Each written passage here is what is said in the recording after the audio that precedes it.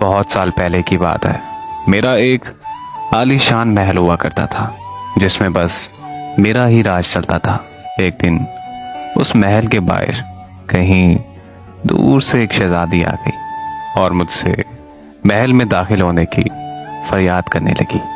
वो शहजादी इतनी खूबसूरत थी कि मैं उससे इनकार नहीं करना चाहता था, मगर महल के असूलों की वजह से मैं उससे अंदर दाखिल भी नहीं कर सकता था।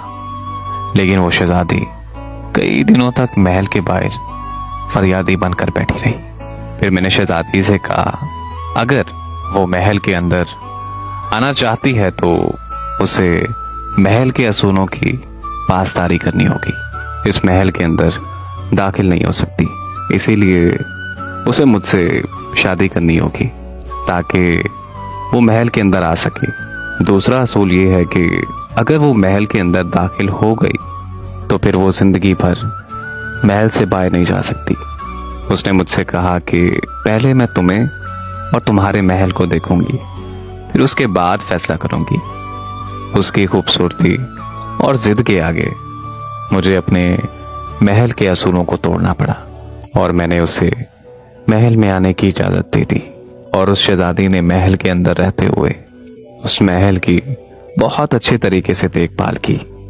उसकी वजह से महल चांद से भी ज्यादा चमकने लगा। कुछ दिनों बाद मैंने शहजादी से बात की कि अगर उसे मैं और मेरा महल पसंद आ गए हैं तो वो महल के असूलों की पासदारी के लिए मुझसे शादी कर ले। लेकिन उस शहजादी ने कहा कि मुझे अभी कुछ और वक्त चाहिए। वक्त गुजरता गया और शहजादी वक्त मांगती रही। आसपास के लोगों में तरह तरह की बातें होने लगी। फिर एक दिन बात मेरी इज्जत पर आ गई।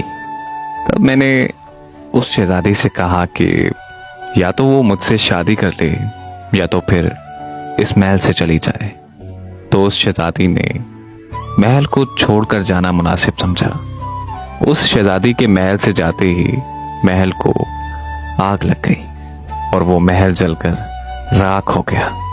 उस शहजादी की वजह से कितने महल जलकर राख हो गए।